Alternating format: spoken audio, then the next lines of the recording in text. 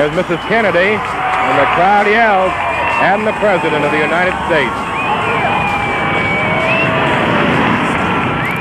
So you didn't know the struggle that ensued here, that this would take on national implications here? No, it really didn't. This is Walter Cronkite in our newsroom, and President Kennedy has been shot in Dallas, Texas. Good afternoon, ladies and gentlemen. You'll excuse the fact that I'm out of breath, but about 10 or 15 minutes ago, a tragic thing, from all indications at this point, has happened in the city of Dallas. We're here at the Texas School Book Depository. In grainy photographs and film and countless conspiracy theories, 11/22/63 sticks like a migraine in our collective memory. That President Kennedy is dead. There is still no official confirmation of this. Ray Hawkins has a memory of the day our president was assassinated no one else has. Didn't really dawn on me what had happened or the gravity of what was happening. He was a part of history that dark day in Dallas when he unknowingly met John F. Kennedy's killer face to face. And 81-year-old Ray Hawkins is retired today. 50 years ago, though, he was a young cop in Dallas, full of swagger. The confident smile and cool shades he wore as easy as a badge on his chest, and white-handled pistol sticking out from his hip. But mostly, Officer Hawkins worked traffic and accidents, even on the day the president came to town.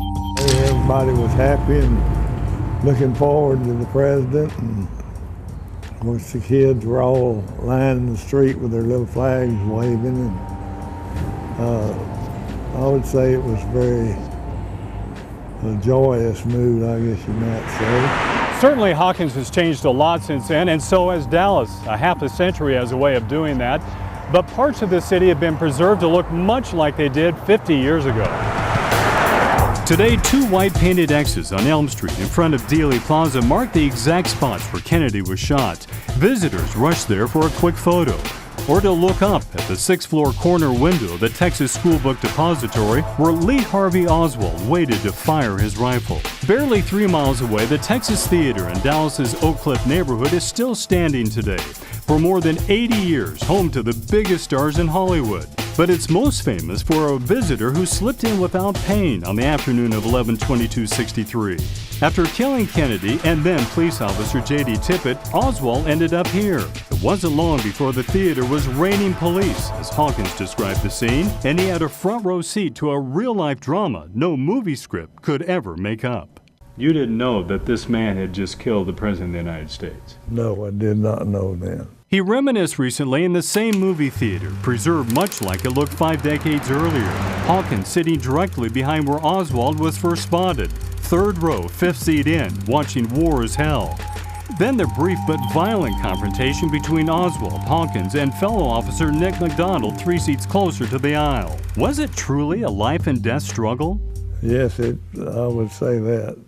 Of course, we had more policemen than we did bad guys, but very easily someone could have gotten shot. In fact, as Oswald drew his pistol and aimed to fire, Hawkins says McDonald caught the hammer between his thumb and finger. It was that close. It was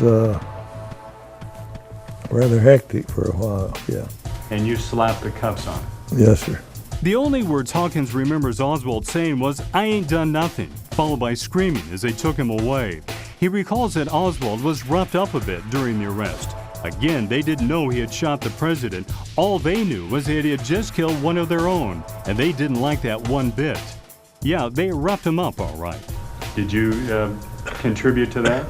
No, sir, not that I know of. Not that you know of. Not that I can remember. In other words, read between the lines. Oswald, did you shoot the president? I didn't shoot anybody, sir. I haven't been told what I'm here for. He never saw Oswald again after that. Of course, 2 days later, Jack Ruby would shoot and kill Oswald in the basement of the Dallas police station.